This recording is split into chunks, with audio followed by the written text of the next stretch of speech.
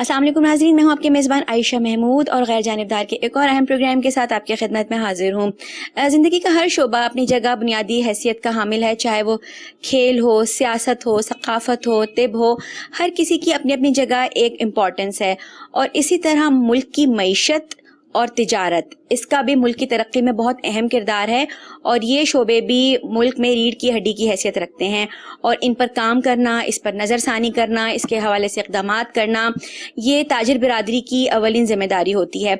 इस हवाले से हमारी ताजिर बिरादरी किस तरह से अपना किरदार अदा कर रही है, उनको किस किस्म के मसाइल का सामना है, वो इसको कैसे ओवरकम करते हैं, इस हवाले से बात करने के लिए इस वक्त हम मौजूद हैं एक अंजुमन ताजिरान के दफ्तर में और मेरे साथ इस वक्त तशरीफ़ फरमा है सदर अंजुमन ताजिरान पाकिस्तान जनाब अजमल बलोच साहब। इनसे जानते हैं कि वो क्या इक़दामात कर रहे हैं और क्या लाए अमल तश्कील दे रहे हैं कि वो इस शोबे में बेहतरी ला सकें और इसमें कामयाबी के साथ आगे बढ़ सकें। अस्सलाम वालेकुम सर, सबसे पहले आपको मैं अपने प्रोग्राम में खुश आमदीद कहती हूँ और मैं आपसे ये पूछना चाहूँगी कि ये जो यूनियन है ताजिरों की, इसका क़याम कब अमल में आया और इसकी ज़रूरत कब और कैसे महसूस किया आपने? देखिए, ताजर एसोसिएशन जो है ये आज से नहीं है, जब से पाकिस्तान बना है उससे कुछ अरसे के बाद ये ऑटोमेटिकली जब कोई प्रॉब्लम्स आता है ना ताजरों में तो एसोसिएशन बन जाती है, चाहे वो मार्केट लेवल पे बनी, फिर तहसील सतह पे, ज़िले सतह पे, फिर इस तरह वो पूरे पाकिस्तान की एक अंजुमन ताजरान बन गई। तो ज़्यादातर हमारा यही होता है कि जब ताजरों के मसाइल आते हैं तो पूरे मुल्क में फिर हम, जाहिर है हमारे पास तो और कोई तरीका नहीं होता, जब कोई गवर्नमेंट ज्यादती करना चाहती है बिहार के हवाले से या कुछ और चीज़ें आ जाती हैं, उस पर हमें एहतजाज करना होता है। उस एहतजाज के बगैर हमारी इस मुल्क की बदकिस्मती ये है कि यहाँ बात आपकी सुनी नहीं जाती। अगर आप अच्छे तरीके से कहें जी हम 10 लोग या 20 लोग प्राइम मिनिस्टर से मिलना चाहते हैं या मुतलका वजीर से मिलना चाहते हैं तो मुमकिन नहीं है। आप सड़क बंद करेंगे, आप टायरों को आग लगाएंगे, आप रोला डालेंगे, फिर आपकी बात सुनी जाएगी जी आप आ जाएं, आपके 10 बंदे आ जाएं। जो पहले बात नहीं सुनी जाती है, ये बदकिस्मती है इस मुल्क की। ये मुल्क को ना असल में जब से बना है तो ये तके से चलाया जा रहा है, इसको कोई सिस्टम के साथ, तरीका कार के साथ नहीं चल रहा है। इसका कोई इदारा ले लें, वो अपनी जगह काम नहीं कर रहा है। हर इदारा अरबों रुपए के खसारे में है। कोई हमारा इदारा नहीं है जो 500-600 अरब रुपए के खसारे में नहीं है। तो जब वो खसारे में है तो आप खुद ही बताएं कि जब मुल्क की आमदनी कोई नहीं है तो फिर मुल्क के अखराजात कहाँ से होंगे? वो फिर हम कर्जे लेंगे, वो कर्जे लेके हमने इस मुल्क को दलदल में फंसा दिया है। देखिए, हमें कोई ज़रूरत नहीं थी मोटरवे बनाने की, हमें कोई ज़रूरत नहीं थी इतने अखराजात करने की, अगर हम कर्जा लेके करना है। देखिए, जो कौमें कर्जे लेके डेवलपमेंट करती हैं ना, वो अपने ऊपर जुल्म करती हैं। देखिए, हमें सड़कें टूटी हुई होती ना, हम थोड़ा सा आस्था होकर गुजर जाते, लेकिन हम पर कर्जा ना होता।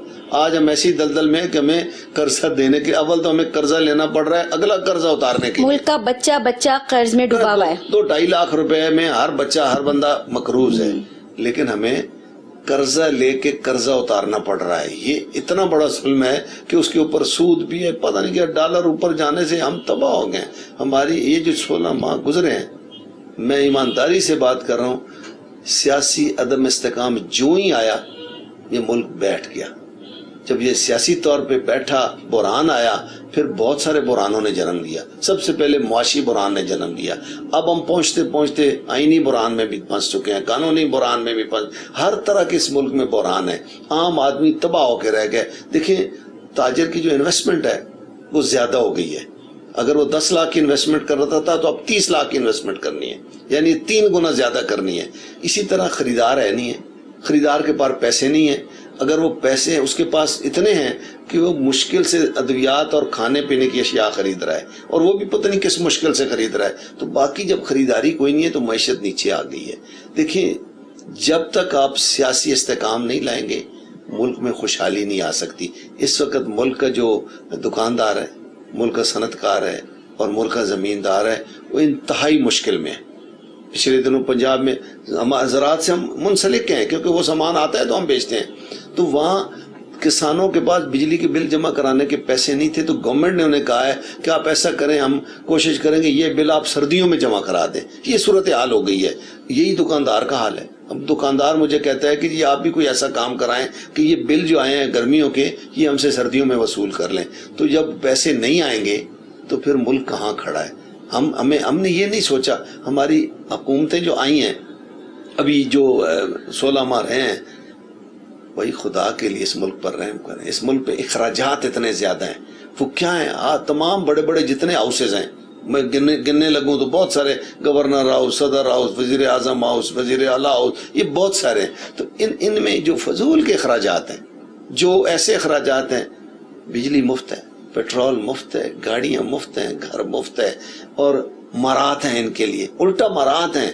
یہ اتنا بڑا ظلم ہے اس ملک کے ساتھ کہ عام آدمی کو اس چیز نے تباہ کہ سارے اخراجات ادھر, پھر جب پیسے کم ہو جاتے ہیں بجلی کا ریٹ بڑھا دو, گیس کا ریٹ بڑھا دو, پیٹرول تھوڑا سا اوپر کر دو, وہ پیسے پورے کرنے کے لیے. لیکن اس کا بوجھ عام عوام پر اور تاجر برادری پر پڑتا ہے جو چھوٹے چھوٹے لیول پہ کام کرتے ہیں. دیکھیں میں نمائندہ ہوں ان لوگوں کا جو میرے ساتھ شٹر کھولتے ہیں اور شٹر بند کرتے ہیں.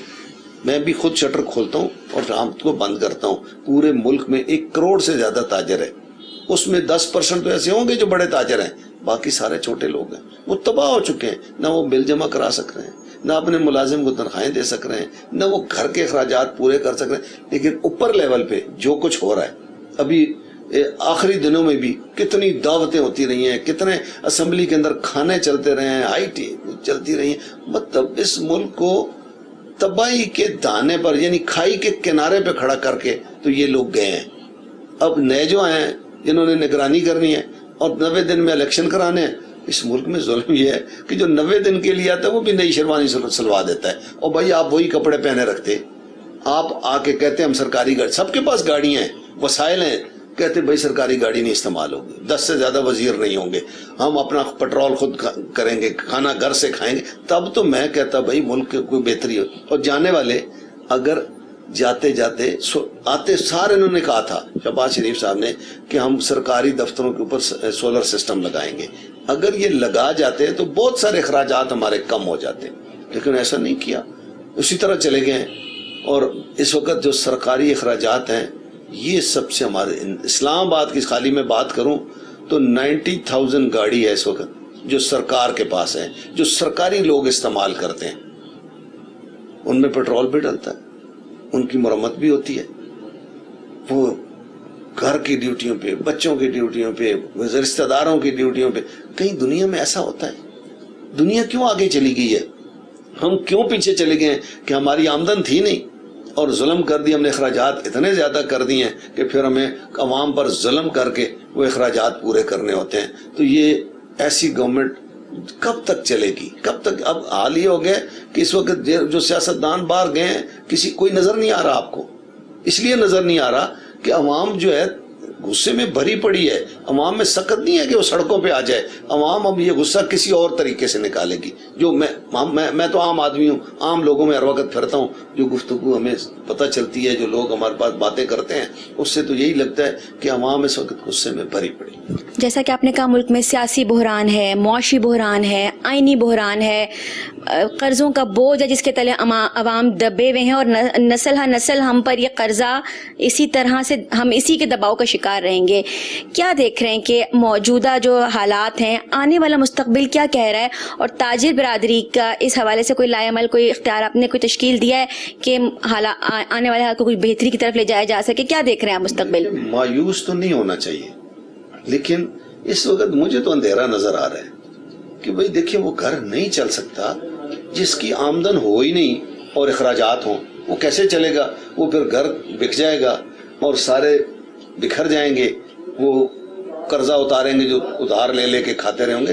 یہی ملک کا حال ہے. ہم کیوں نہیں ایسا کرتے کہ ہماری, دیکھیں چائنا میں بھی ایسا ہوا ہے, ترقی کر کے آج چائنا دنیا میں معاشی لحاظ سے سب سے آگے چلا گیا. امریکہ میں بھی جائیں تو چائنا کی چیزیں ملیں گی, انڈیا میں جائیں تو چائنا کی چیزیں ملیں گی, پاکستان میں آئیں تو چائنا کی چیزیں. کوئی دنیا کا ملک نہیں ہے جس میں چائنا کی چیزیں نہیں ہیں. وہ کیوں ایسا ہے؟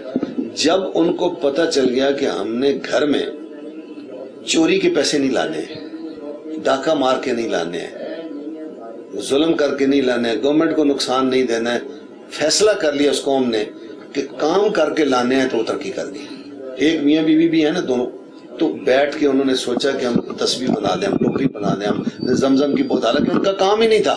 انہوں نے دنیا میں دیکھا کہ کیا کیا چیزیں استعمال ہوتی ہیں, ہر وہ چیز بنا ڈالی جو دنیا میں استعمال ہوتی ہے, جس کا لوگوں نے نام بھی نہیں سنا تھا, انہوں نے نیا نام رکھے. انہوں نے یہ جو فروٹس ہیں ان کو خشک کر کے, کیونکہ ان کے پاس انبار لگ گئے فروٹس کے, اتنا بک نہیں سکتا تھا تازہ, تو انہوں نے اس کو خشک کر کے پوری دنیا میں پھیلا دیا کہ آپ جب چاہیں کھا سکتے. یعنی ہمارے ملک میں یہ جو چھوٹی صنعتیں ہیں ان کے فروغ دینے کی بھی بہت زیادہ ضرورت ہے کہ لوور لیول پہ بھی ہر طبقہ کام کرے, سب آگے بڑھے. کیا کہ ہم آم ایکسپورٹ کرتے تھے, وہ بھی اگلوں نے لینے سے انکار کر دیا. اس دفعہ ریڑھیوں پہ گل سڑ گیا, عوام میں سکت نہیں تھی اور ریڑھیوں پہ سڑکوں پہ پڑا تھا کہ آم کھائیں, ورنہ بڑا کم ملتا ہوتا تھا.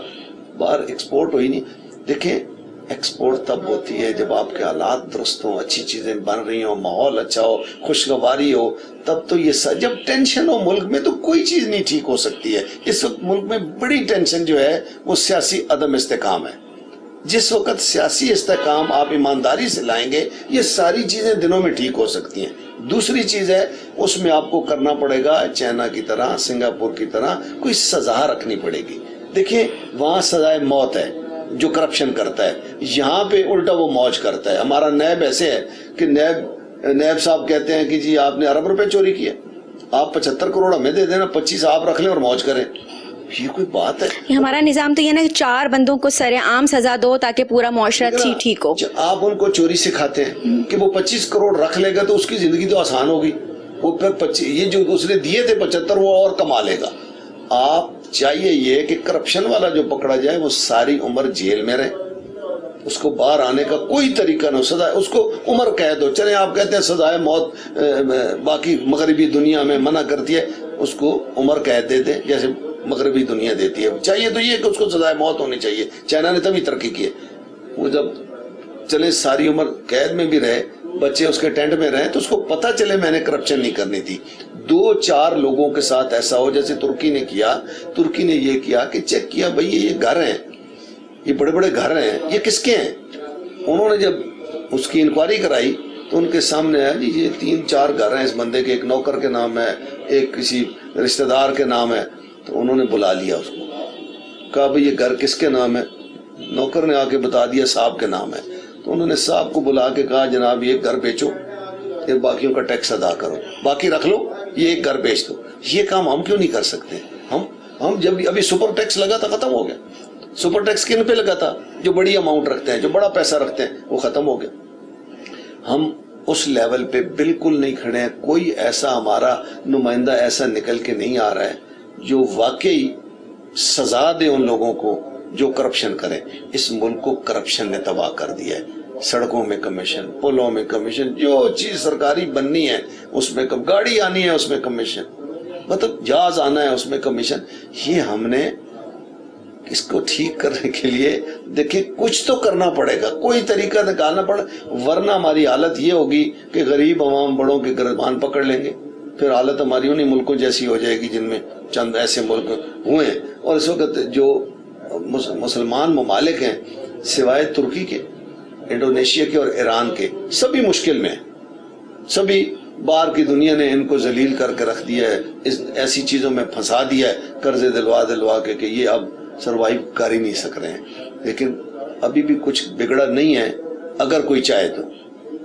اگر آپ نے 100 مشیر رکھنے ہیں پھر آ کے, اور ان کی مراد بھی ان کو دینی ہے, ان کو گاڑیاں بھی. ابھی دیکھیں ظلم یہ پورے پاکستان میں افسران کے لیے نئی گاڑیاں, فارچونر 2.5-3 کروڑ کی گاڑی ہے. او بھائی خدا کے لیے, وہ تو ایسے پیٹرول پیتی ہیں, ان پہ جب ٹھیک ہوں گی تو پیسے لگیں گے. اور یار اس ملک پہ چھوٹی چھوٹی گاڑیاں ہوں, صرف سرکاری کام کے لیے, سرکاری ٹائم کے اندر یوز ہوں تو پھر بھی کچھ ٹھیک ہو سکتا ہے. لیکن جتنے لوگوں کے پاس, یہ بڑے بڑے سرکاری افسر ہیں, ان کے پاس بڑے وسائل ہیں, اساسے چیک تو کریں, کیا یہ اپنی گاڑی نہیں استعمال کر سکتے اس ملک کی خاطر؟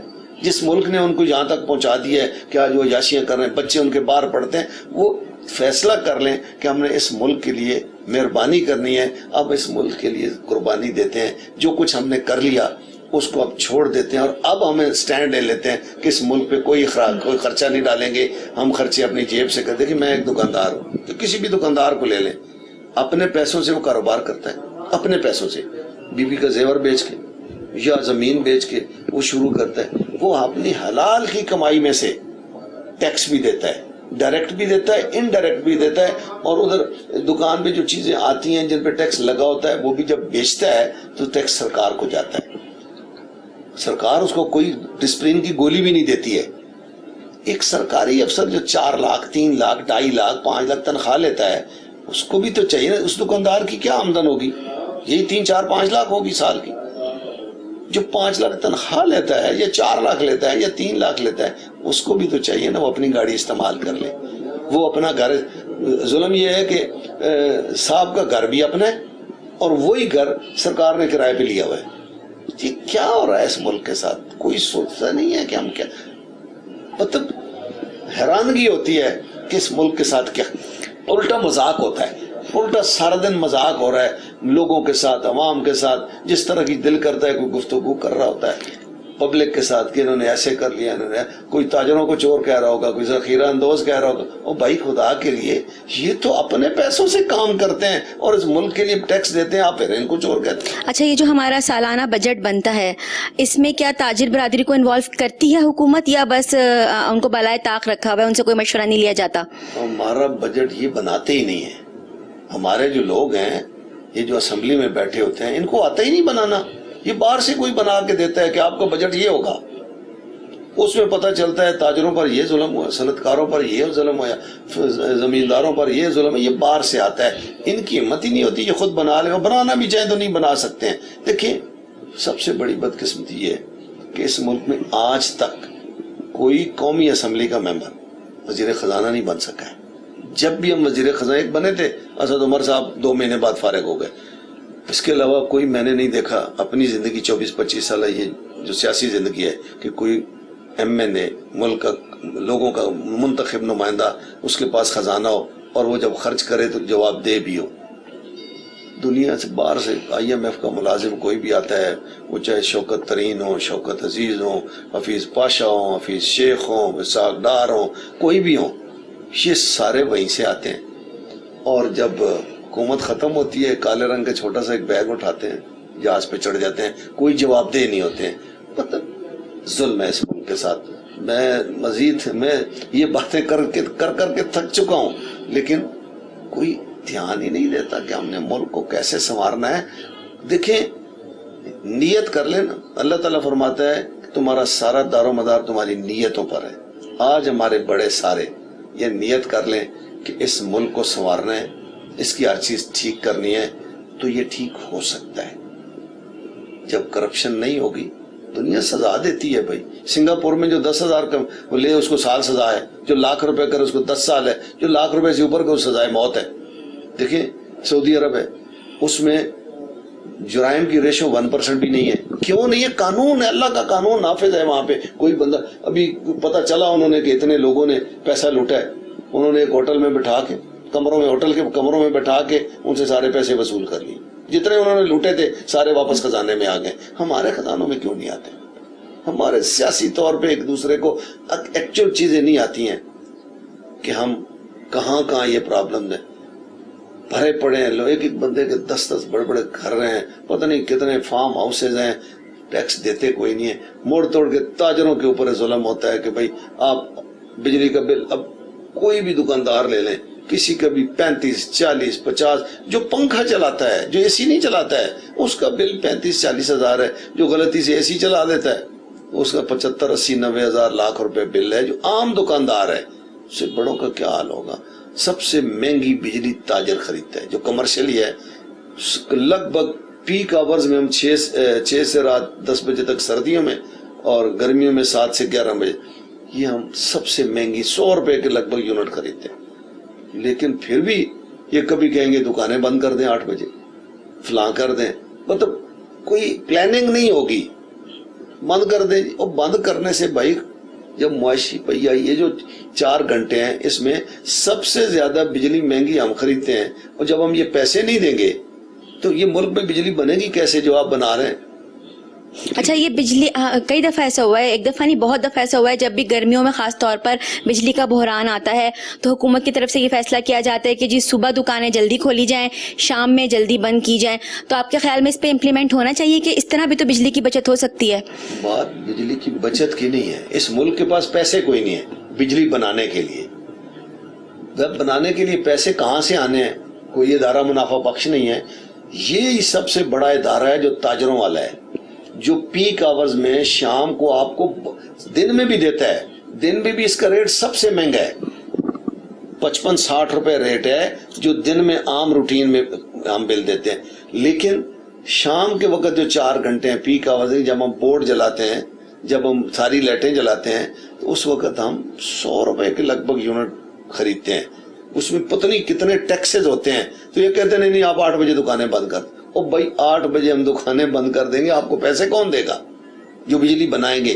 तो बाद में इनको समझ आती है कि ये बात तो इनकी दुरुस्त है, फिर चुप हो जाते हैं, फिर खामोश हो जाते हैं। तो ये वो चीजें हैं।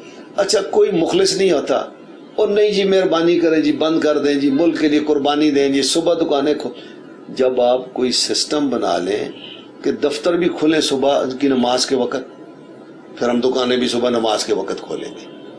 ये मुल्क कमजोर हो चुका है। सारा दिन आप भी काम करें, हम भी काम करेंगे, फिर शाम को हम भी बंद कर देते हैं, आप भी बंद कर दें। आप चले जाएं 2 बजे घर, दुकानदार रात 12 बजे तक पीटता रहे कि मैं खर्चे पूरे करने हैं, कल मैंने टैक्स भी देना है, तो वो लगा रहता है इस मुल्क को संवारने के लिए, अपने घर को, दोनों को संवारने के लिए। लेकिन आप फिर भी उसको लान तान करते हैं, आप फिर भी उसको चोर कहते हैं, आप फिर भी कहते हैं उसको दुकान बंद कर दे।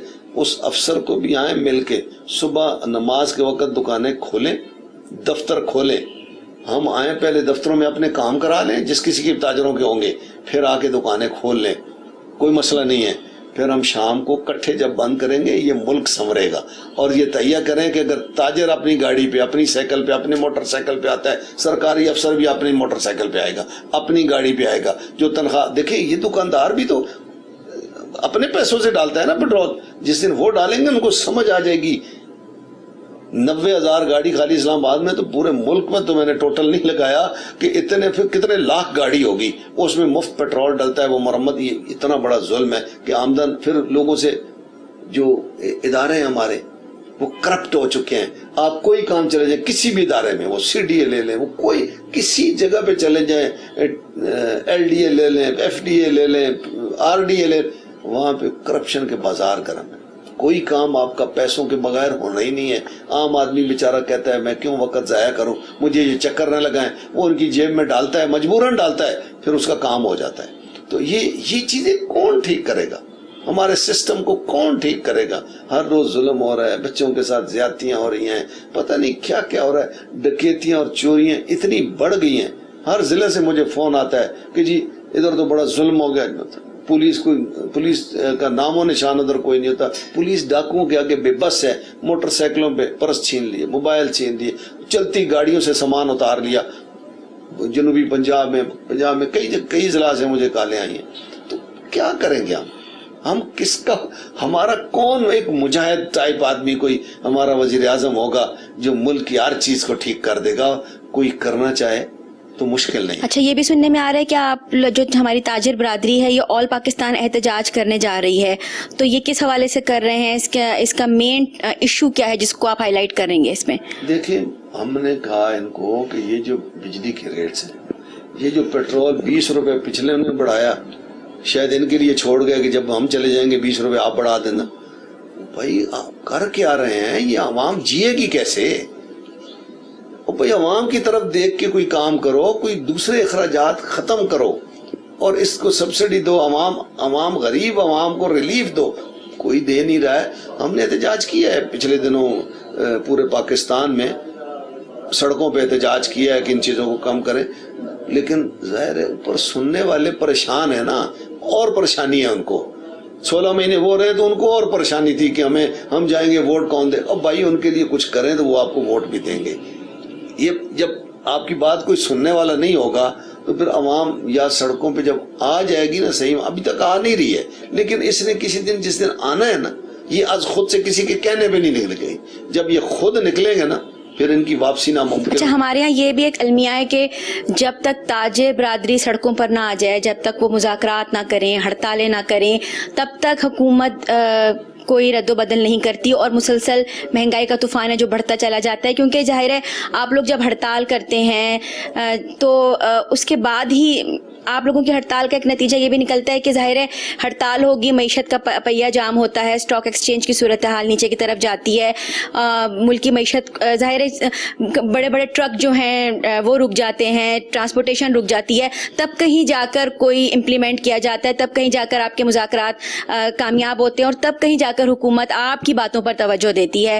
تو کیا ہی اچھا ہو کہ اگر اس طرح کی ہڑتالوں کے بغیر ہی ہمارے ہاں کوئی ایسی صورتحال بن جائے کہ چیزوں کو ایک بیلنس وے میں لے کر چلا جائے اور حکومت ایسے اقدامات کرے کہ آپ لوگوں کو اتنی پریشانی کا سامنا کرنا ہی نہ پڑے اور نہ ہی عوام پسے.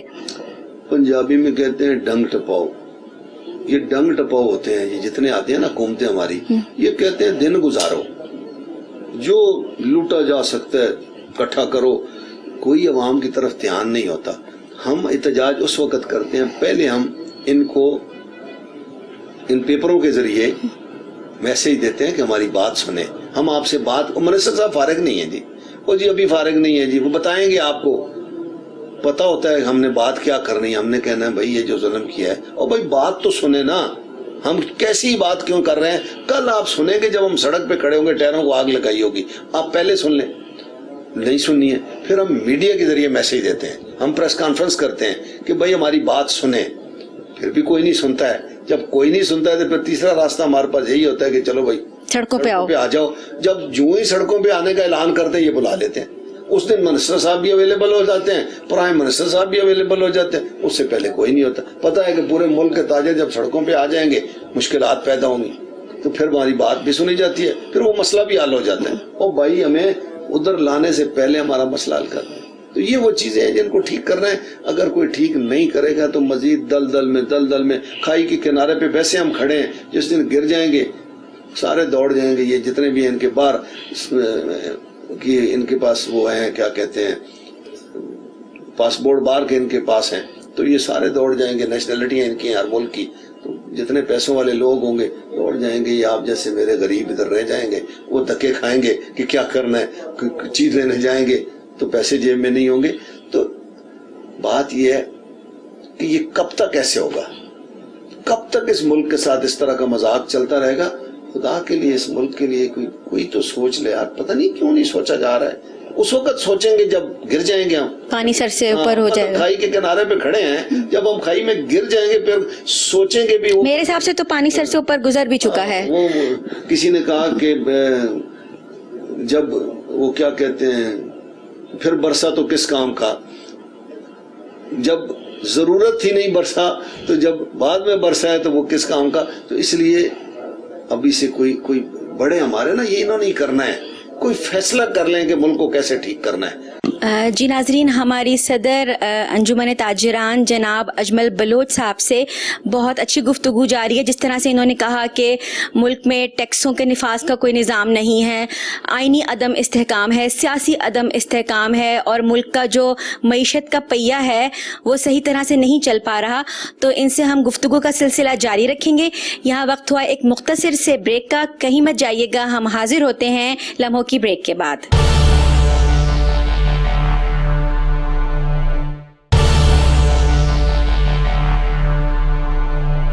ویلکم بیک ناظرین. بہت اچھی گفتگو چل رہی ہے, بات کی جا رہی ہے ملک میں ایسا نظام رائج کرنے کے حوالے سے جس سے اس ملک کو ترقی کی طرف لے جایا جائے. اچھا, اگر ہم اپنے اسلام آباد کی بات کریں, سی ڈی اے کے حوالے سے بات کریں, تو یہ جو ہمارا آپارا ہے, آپارا مارکیٹ جو ہے, یہاں پر عموماً متوسط طبقہ رہتا ہے, جو سرکاری ملازمین ہیں وہ ہیں, مطلب بہت لو کلاس طبقہ بھی ہے جو اپنے کاروبار کر رہے ہیں.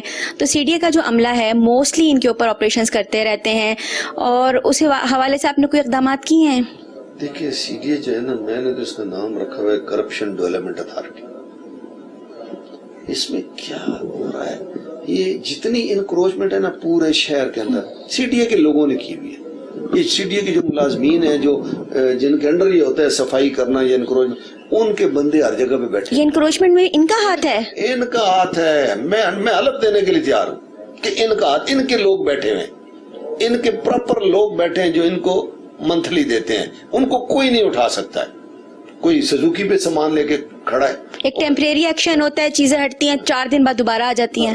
اب دکاندار جو ہے اس نے انویسٹمنٹ کی ہوتی ہے, یہ ٹیکس دیتا ہے, یہ بل دیتا ہے, یہ ساری چیزیں دیتا ہے, لیکن یہ جو لوگ باہر بیٹھے ہوتے ہیں یہ تو کوئی پیسے نہیں دیتے, یہ صرف ان لوگوں کو دیتے ہیں. میرا یہ دعویٰ ہے کہ اس انکروچمنٹ کی مد میں سی ڈی اے اسلام آباد سے 2-2.5 کروڑ روپے مہینے کے رشوت کی مد میں اکٹھے کرتا ہے. یہ میں افسران کو کہہ چکا ہوں, لیکن کوئی اس طرح دھیان ہی نہیں دیتا ہے. اب جب بات کریں ان سے تو وہ آگے سے ہنس پڑتے ہیں, اور پتہ ہے سب کو. دوسرا یہ ہوتا ہے کہ باہر سے افسران لائے جاتے ہیں اس سی ڈی اے میں. سی ڈی اے کا لوکل افسر ہو نا, اس کو سی ڈی باہر سے, ابھی ایک صاحب آئے تھے, مینگل صاحب چلے گئے, اس سے پہلے ایک کیپٹن صاحب آئے تھے, وہ آئے چلے گئے, ان کو 6 ماہ سال پتہ ہی نہیں چلتا. مجھے ایک چیئرمین صاحب نے اپنے دفتر میں کہا, معروف افسر صاحب تھے, انہوں نے کہا اجمل صاحب 18,000 ملازم ہے سی ڈی اے میں, 8,000 کا پتہ ہی کوئی نہیں ہے کہ وہ کہاں کام کرتا ہے. تو مجھے بتائیں, وہ 8,000 لوگ تنخواہ تو لیتے ہیں, ان کی تنخواہ پھر کوئی اور لیتا ہے, وہ لوگوں کے گھروں میں کام کر رہے ہیں. وہ اسلام آباد کی حالت یہ, آپ نے بات کی کہ جی سیکٹر کی, اپارا گیٹ وے ہے اسلام آباد کا, جہاں سے اسلام آباد شروع ہوا ہے, یہاں سے اسلام آباد بنا ہے. G6 سے یہ G7 ایریا, اس میں جائیں لوگ سیوریج مکس پانی پی رہے ہیں. دیکھیں ہمارا سیوریج سسٹم 1960-62 میں بنا, یہ والا, آج کتنے سال ہو گئے, 60 سال سے زیادہ ہو گئے.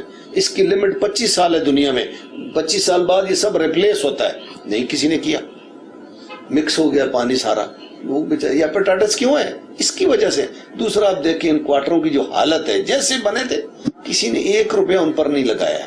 ان کے اندر جو گلیاں ہیں, ان کی جو سڑکیں ہیں اندر چھوٹی چھوٹی, ان کو جا کر دیکھیں ان کی کیا حالت ہے. کسی نے وہاں دھیان ہی نہیں دیا کہ ادھر غریب لوگ رہتے ہیں, اس کو بھی سارا پیسہ ایف سیکٹر میں لگتا ہے. F6 سے لے کر F11 تک آپ سڑکیں دیکھ لیں, ساری اچھی, مطلب سارے چوک چوراہے اتنے خوبصورت ہوں گے. یہ جی سیکٹر آپ لیں, G11 تک, G15 تک, پھر آئی سیکٹر لیں, ایسے لگتا ہے جیسے لالا موسیٰ ہے. اس پہ 1 روپیہ کسی نے نہیں لگایا. اس کا سیوریج سسٹم, اس کی سڑکیں, گھاس کاٹنے کوئی نہیں آتا ہے.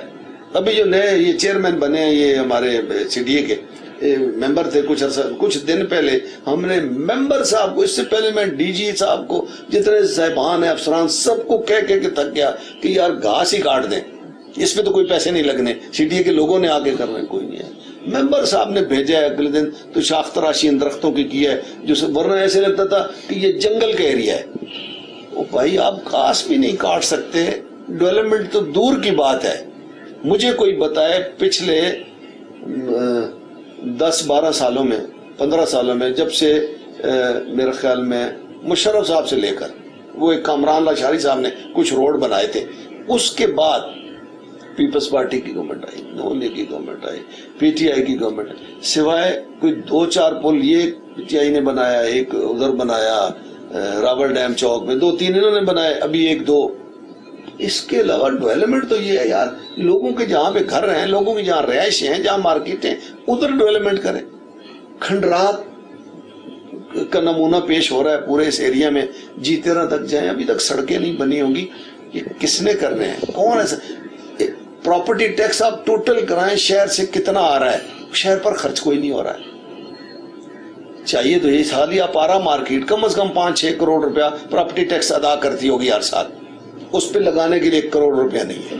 تو یہ وہ چیزیں ہیں, کون کرے گا. بس میرا تو دماغ پھٹتا ہے کہ جس کو کوئی لالچ نہیں ہوگا نا, میرا گھر بڑا ہونا چاہیے, جس کو کوئی لالچ نہیں ہونا چاہیے, بڑی گاڑیاں ہوں, کوئی بلڈنگیں میری ہوں, کوئی دیکھیں نا ہم سے پہلے جو لوگ گزرے ہیں جن کی ہم مثال دیتے ہیں, ہم مثال ان کی نہیں دیں گے, ہم کسی انگریز کی دے دیں گے. اور بھائی ہم ان کی مثال دیں جنہوں نے پیبند لگے ہوئے کپڑے پہن کر 22 لاکھ مربع میل پر حکومت کی, 22 لاکھ مربع میل پر انصاف کیا. کسی نے دودھ میں پانی نہیں ڈالا, کسی نے کسی کا حق نہیں مارا, کسی نے ناجائز قتل نہیں کیا, تو سزائیں ملی لوگوں کو. پولیس انہوں نے بنائی, فوج انہوں نے بنائی کہ ملک کا دفاع ہوگا. پولیس ہماری آئی کہ ہمیں لوگ دودھ میں پانی نہیں ڈالیں گے, لیکن جو کچھ ہو رہا ہے وہ میں کیا کہوں. میں آپ سے ٹیکسوں کے حوالے سے بات کروں گی. جس طرح سے آپ نے کہا کہ ہمارے ملک میں ٹیکس کا نظام اس طرح سے نہیں ہے جس طرح سے ہونا چاہیے. اگر ہم ترقی یافتہ ممالک کی بات کریں تو وہاں پر بھی وہ لوگ ٹیکس لیتے ہیں اور بڑی ہیوی اماؤنٹ میں لیتے ہیں اور وہاں کی عوام پے کرتی ہے اور پھر وہ اسی حساب سے عوام کو بھی فیسیلیٹیٹ کر رہے ہیں.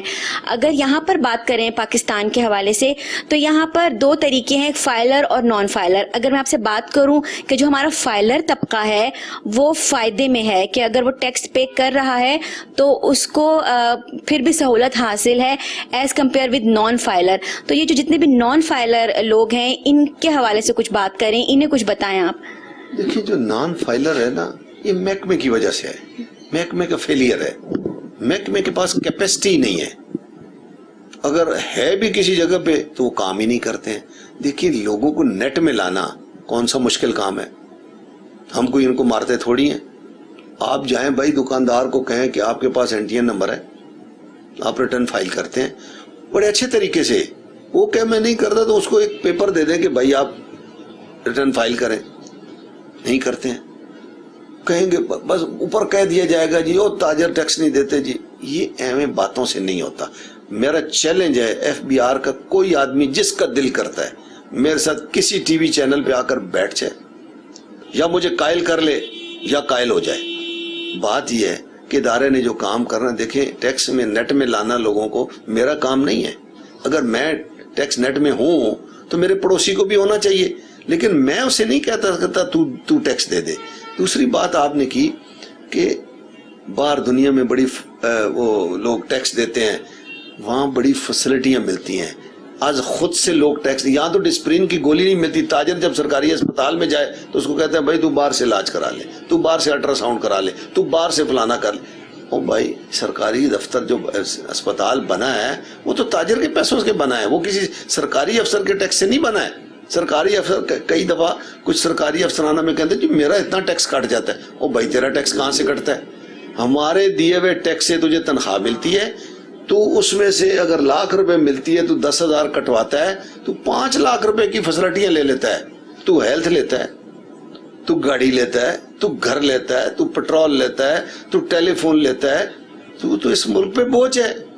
اگر وہ دکاندار جو اپنے پیسوں سے وہ اسپتال بناتا ہے لیکن اس کا علاج وہاں نہیں ہوتا, اس کو گولی ٹرسپرین کی بھی نہیں ملتی, موج تو کرتا ہے اور تو کہتا ہے میں ٹیکس دیتا ہوں. بھائی تو کدھر سے دیتا ہے؟ یہ وہ چیزیں ہیں جو لوگ سمجھنے والی ہیں. دوسری بات نان فائلر کی ایک اور میں آپ کو کروں. اب قانون ہے کہ جس کی 6 لاکھ آمدن ہے وہ ٹیکس اس پر ٹیکس نہیں بنتا. حالانکہ نہیں بھی بنتا تو اس کو ریٹرن فائل کرنی چاہیے, وہ محکمے کا کام ہے, کرائے. محکمے کے لوگ اس کو پیسے لے کے کہہ دیتے ہیں کہ یار تیرے اوپر ٹیکس بنتا ہی نہیں ہے, تجھے ضرورت ہی کوئی نہیں ہے, ایویں بھرے گا. تو وہ لوگ کہتے ہیں, اب جب وہ کہتے ہیں, داسات کہتے ہیں یونین کو نہ بتانا یہ باتیں, یونین کو بتاؤ گے نا تو پھر پھنس جاؤ گے. بات یہ ہے کہ ہم مخلص نہیں ہیں کسی کام میں, ہم مخلص ہو جائیں. میں آج کہتا ہوں FBR میں جتنے لوگ ہیں, کسٹم میں جتنے لوگ ہیں, سب سے زیادہ کسٹم میں ظلم ہو رہا ہے. کراچی سے 100 کنٹینر نکلتا ہے الیکٹرانک کا سامان لے کر, ادھر ان کے رجسٹر پر لنڈا لکھا ہوتا ہے.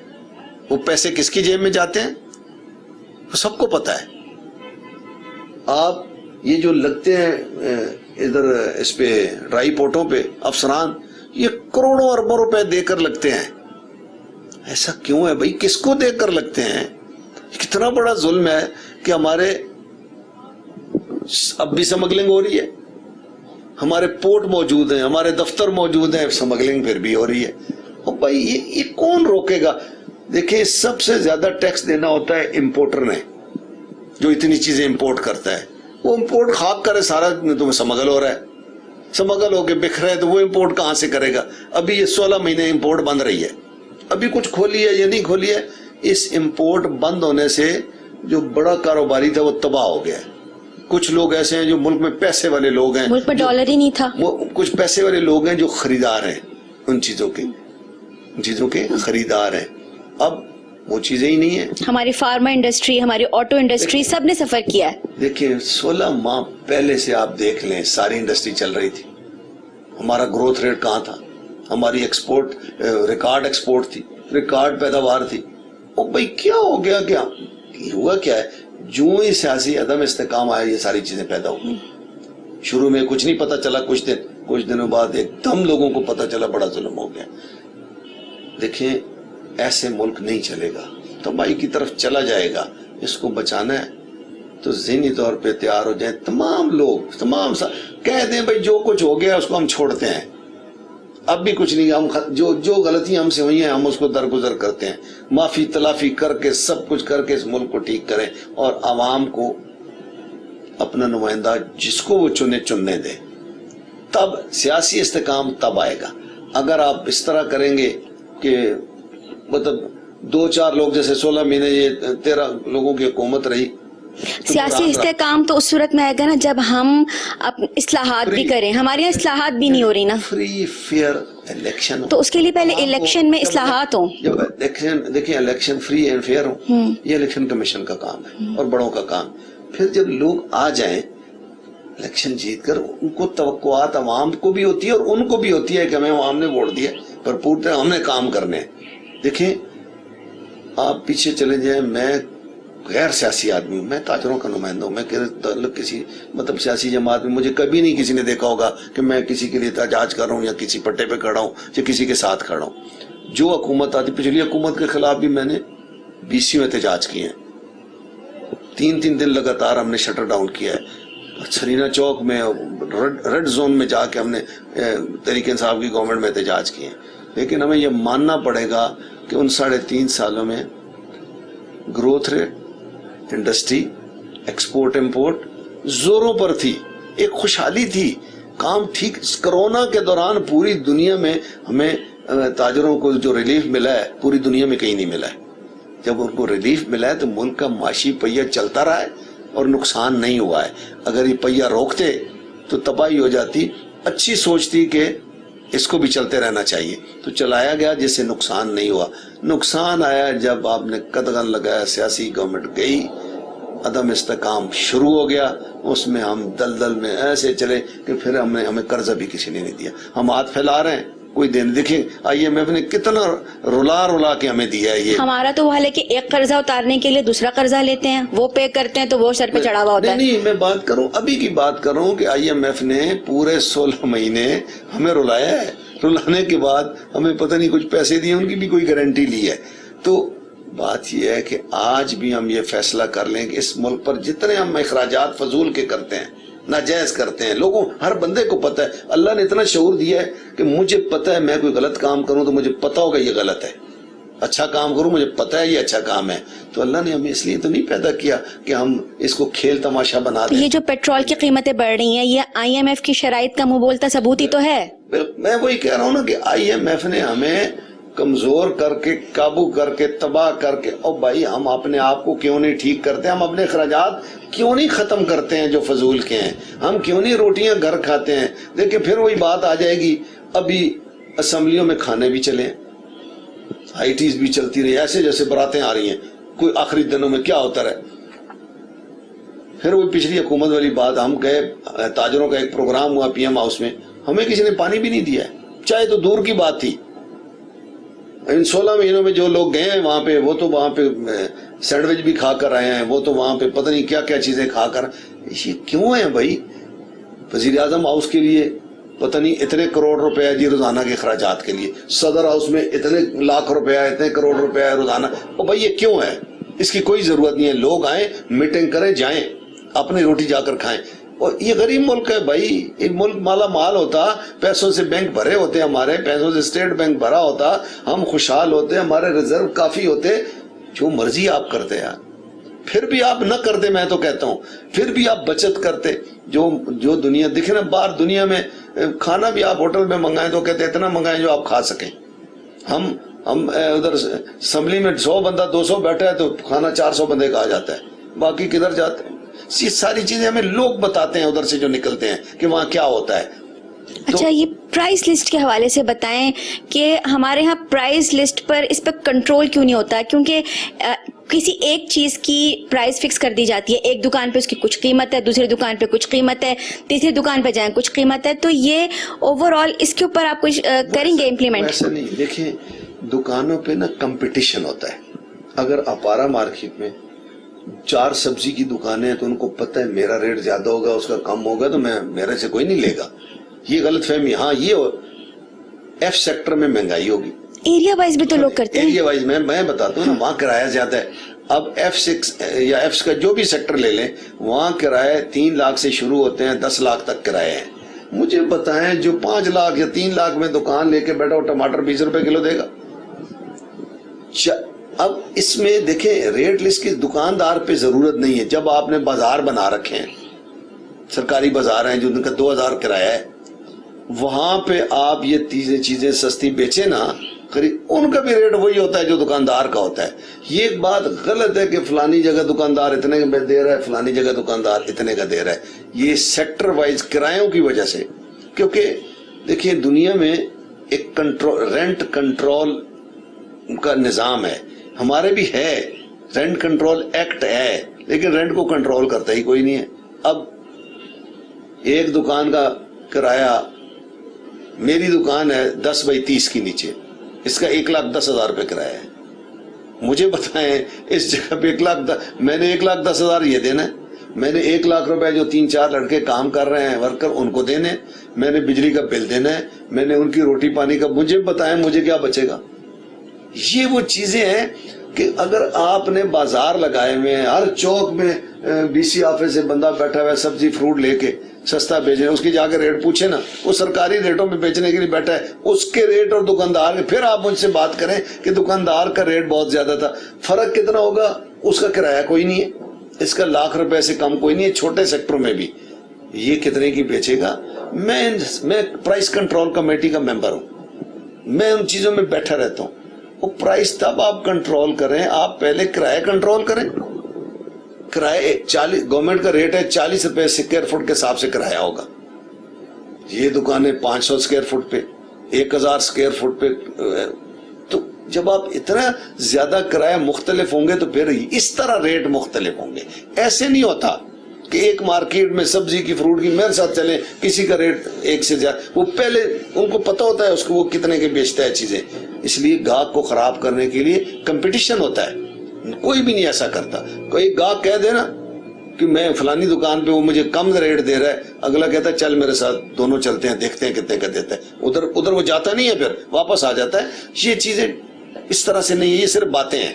मैं ग्राउंड रियलिटी की बात कर रहा हूँ. मैं आम ताजिर हूँ, मैं सादा जिंदगी बसर करता हूँ. मैं आज भी उस तरज पे खाना खाता हूँ जो 40-50 साल पहले लोग खाते थे. अब तो पहले माँ सालन डाल के देती थी, अब तो आपका बच्चा भी वो उसमें से खुद डालता है, आप भी खुद डालते हैं, और 3 दिन 4-4 सालन पके. तो ये भी जुल्म है इस मुल्क के साथ. और भाई 40-50 साल पहले तो हर घर में 1 सालन पकता था, 1 खाना तो आप खाते थे. अब क्यों इतना जुल्म कर रहे हैं इस मुल्क के साथ. वो लोग जो 3-3 4-4 खाने पकाते हैं वो गरीब का हक मार रहे हैं. वो जब चीजें लेने जाते हैं तो वो रेट नहीं पूछते हैं. जब वो रेट नहीं पूछते हैं तो फिर वो जो रेडियो पे लोग बैठे होते हैं उनका भी रेट दुकानदारों के बराबर हो जाता है. हुकूमत के बारे में अगर मैं आपसे बात करूं तो हुकूमत से आपके क्या मुतालबात हैं, क्या हुकूमत आपकी बात सुनती है? अगर आप किसी प्लेटफॉर्म पे इकट्ठे होना चाहें तो क्या कहेंगे हुकूमत से? देखिए अभी तो निगरान हुकूमत है, और जो निगरान होते हैं वो निगरानी करते हैं. वो निगरानी कर रहे हैं कि इलेक्शन बर वक्त हो, साफ शफाफ मुनसिफाना हो. इनका काम इलेक्शन कराना है. हाँ, जो इन दिनों में मसाइल आएंगे, क्योंकि ये तो अब सरकारी दफातर मौजूद हैं, हमारे प्रॉब्लम छोटे मोटे आते हैं, हम उसमें जाके हल कर लेते हैं. निगरानों से हम क्या, निगरानों से एक मेरी गुजारिश है कि वो तो कोई नमूना पेश कर जाएं कि वो इन 3 महीनों में अपनी गाड़ियां इस्तेमाल करें, सरकारी न करें. क्योंकि उनके वसाइल हैं, जो मिनिस्टर बने वज़ीर आज़म साहब, इनके वसाइल हैं, ये अपनी गाड़ियों पे आ सकते हैं, क्योंकि पहले अपनी गाड़ियों में ही फिरते थे. आ सकते हैं, खाना घर से का एक नमूना पेश करें कि हम 90 दिन के लिए आए थे, हमने सरकार का कोई खर्चा नहीं किया है, तो लोग वाह वाह करेंगे. ये और 10-12 से ज्यादा वजीर ना हो, वो वजीर बनाए जाएं जो इंतहाई जरूरी हैं.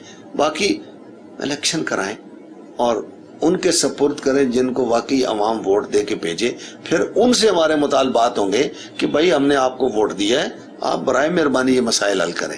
पूरी जाहिर है उनको करने भी चाहिए और वो कोशिश करते भी हैं, लेकिन बीच में और कई मसाइल आ जाते हैं اور اگر یہ الیکشن کا دورانیہ لمبا ہو گیا اور دور تک ہمیں الیکشن نظر نہ آئے تو پھر بھی نگرانوں نے ہمارا کیا کرنا ہے؟ نگرانوں نے چاہے ان کو 90 دن کے لیے یا 90 مہینے کے لیے ڈیوٹی لگے گی تو وہ 90 دن کی نگرانی ہی کریں گے. انہوں نے ہمیں کیا سنوارنا ہے؟ ان کے پاس ہے کیا ہے؟ ملک میں کچھ ہے ہی نہیں ہے. دیکھیے ملک میں جب استحکام آئے گا نا، سیاسی استحکام آئے گا، پھر معاشی آنا شروع ہو جائے گا، پھر آئینی بحران بھی ختم. تو یہ تو لا نہیں سکتے، نگران تو لا نہیں. نگران تبھی لا سکتے ہیں ملک میں الیکشن ہو، چہل پہل ہو جائے، لوگ خوشی سے باہر نکلیں، عوام میں خوشحالی خود بخود نظر آنی شروع ہو جائے گی. جب قدغنیں نہیں ہوں گی، لوگ اپنی مرضی سے ووٹ ڈالیں گے، عوامی نمائندے جیت کر آئیں گے، ان کی رسپیکٹ سب کا فرض ہے. جو منتخب ہو کر آتے ہیں وہ ان کی رسپیکٹ ہونی چاہیے. دیکھیں میں الحمدللہ آج بھی 25 سال میں پاکستان کا صدر ہوں، میں پھر بھی 2 سال بعد اپارا مارکیٹ میں الیکشن کراتا ہوں. 2 سال بعد میں الیکشن جیت کر الحمدللہ اللہ کی مدد سے پھر بیٹھتا ہوں. میں کہوں نہیں میں اب صدر بن گیا، مجھے ضرورت ہی نہیں. عوام کے پاس جانا ضروری ہوتا ہے، آپ کو دوبارہ سے اعتماد لینا ہوتا ہے. ملک کی ایکسپورٹ بڑھانے کے حوالے سے کوئی تجاویز آپ کے ذہن میں ہوں جو آپ ہمارے چینل کے پلیٹ فارم کے توسط سے پورے ملک میں تاجر برادری کو بتا سکیں کہ کس طرح ہم اپنے ملک کے ایکسپورٹ کو بہتر کریں؟ ہماری بدقسمتی یہ ہے کہ ہم نے سڑکیں تو بڑی بڑی بنا دی، موٹر وے بھی بنا دیے، انڈسٹری کا جال ہم نے نہیں بچھایا. یہ ظلم کیا ہم نے. اگر ہم چائنا کی طرح چھوٹی چھوٹی انڈسٹری لوگوں کو اجازت دیتے کہ آپ 5 سال کے لیے آپ کو ٹیکس فری ہے، بھائی لے آئیں، چیزیں لے آئیں، سامان لے آئیں، مشینری لے آئیں، 5 سال آپ سے ٹیکس نہیں لیں گے، یہ ملک مالا مال ہو جاتا. ہمیں چیزیں سستی ملتی ادھر سے بن کر. یہ موٹر وے یہاں سے کلر کار تک بنجر زمین ہے سائڈوں پہ، اور انڈسٹری کا جال بچھا دیتے دونوں سائڈوں پہ. یہ ملک میں ایسے جاتا کہ ہمیں سی پیک کی بھی ضرورت نہ پڑتی. اگر ہم یہ کر چکے ہوتے، اس کو سٹارٹ کیے ہوئے تو ہمیں بنائے ہوئے تو 20 سال سے زیادہ گزر گئے ہیں. ایٹمی ہم قوت ہیں، لیکن ہمارے پاس انڈسٹری تو ہے ہی کوئی نہیں. انڈسٹری چلے گی تو ایکسپورٹ بڑھے گی. اور یہ بھی تو ہمارے ملک کا المیہ ہے نا کہ انڈسٹری میں مشینری چاہیے. مشینری بھی وہ کہیں گے جی ہمیں تو امپورٹ کرنی ہے، جب امپورٹ کرنی ہے تو ڈالر نہیں ہے، تو انڈسٹری کیسے بنائیں؟ دیکھیں گاڑیاں تو امپورٹ ہو گئی ہیں، گاڑیاں تو روزانہ اتنی مہنگی بلڈ پروف آ رہی ہیں، اور چھوٹی چھوٹی مشینری آ جائے گی تو کون سی قیامت آ جائے گی؟ تھوڑے سے پیسوں سے آئے گی. کچھ ہمت کریں نا. دیکھیں ملک کو سنوارنے کے لیے میں آج کی بات نہیں کر رہا ہوں، میں 20 سال پہلے کی بات کر رہا ہوں. ہم نے جناب سینے تان لیے اور بڑے بڑے پینٹ کوٹ کس لیے، 5-5 10-10 لاکھ روپے کے ہم سوٹ پہنتے ہیں، 2-2 4-4 لاکھ کی جوتے پہنے ہوتے ہیں، 10-10 لاکھ کی گھڑیاں پہنے ہوتے ہیں، 20-20 لاکھ کا چشمہ پہننا ہوتا ہے. ملک یہ غریب ہے. یہی پیسہ آپ ملک کے ایکسپورٹ پہ لگاؤ. پھر اب جب یہ پہن کے دنیا میں جاتے ہیں نا کہ ہمیں سیلاب آ گیا، ہمیں زلزلہ آ گیا، ہمیں مہربانی کرے، تو پھر قرضہ بھی کوئی نہیں دیتا ہے. تو یہ جب تک آپ کا سوال ہے کہ انڈسٹری کو چلائیں گے نہیں، بوسٹ اپ کرنے کی ضرورت ہے، اور زمیندار کو خوشحال نہیں کریں گے، پیداوار جب آئے گی، جب کپاس کی پیداوار ہوگی اور چیزوں کی، یہ پھل فروٹ ایسے اچھے ہوں گے، ہمارے ایکسپورٹ ہوں گے، تو ہماری ایکسپورٹ جب بڑھے گی، ڈالر آئے گا، خوشحالی کی طرح ہم چل پڑیں گے. اور امپورٹ جب ایکسپورٹ ہوگی تو پھر ہمارے پاس امپورٹ کرنے کے بھی پیسے ہوں گے. جب امپورٹ کا سامان آئے گا دکاندار خوشحال ہوگا، جب دکاندار خوشحال ہوگا تو عوام خوشحال ہوگی، ملک خوشحال ہوگا. یہ اس کے طریقے ہیں. لیکن ہم لوٹتے رہیں، کھاتے رہیں تو پھر یہ ترقی نہیں، پھر یہ ڈوبتا چلا جائے گا. اور اس کو بچانے کے لیے نا اب بس کر دیں، مطلب باتیں کوئی نہیں اب کرنے کو. اب ذہنی طور پہ یہ جو اپنے کیا کہتے ہیں فزیکلی طور پہ ہمیں کام کرنا ہوگا، اور آئیں سب مل کے کام کریں اور اس ملک کے عہد کریں کہ آج کے بعد ہم کرپشن نہیں کریں گے، آج کے بعد حرام نہیں کھائیں گے. ویسے بھی اللہ نے منع کیا ہے، جو کھاتا ہے بعد میں غرق ہوتا ہے، بعد میں اس کے بچے عیاشیاں کرتے ہیں، کہیں بڑی بڑی گاڑیوں سے گر جاتے ہیں.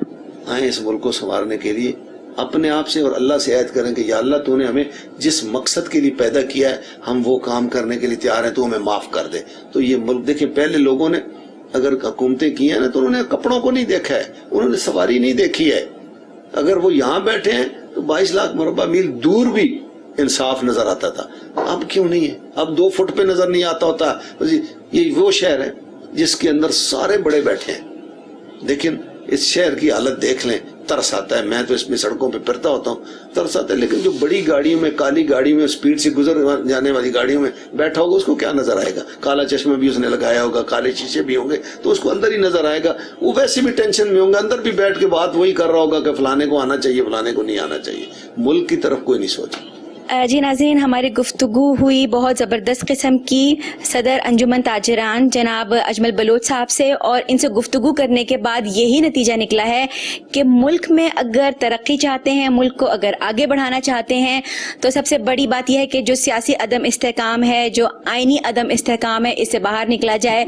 मुल्क की मईशत की तरफ खुसूसी तवज्जो दी जाए, कोशिश की जाए कि एक्सपोर्ट में इजाफा किया जाए, इंपोर्ट कम हो और एक्सपोर्ट ज़्यादा से ज़्यादा हो। हम अपने मुल्क को इंडस्ट्रियल लेवल पे इतना मजबूत बना लें कि हमारे मुल्क की एक्सपोर्ट जो है वो पूरी दुनिया में जाएं और इस मुल्क का नाम रोशन करें।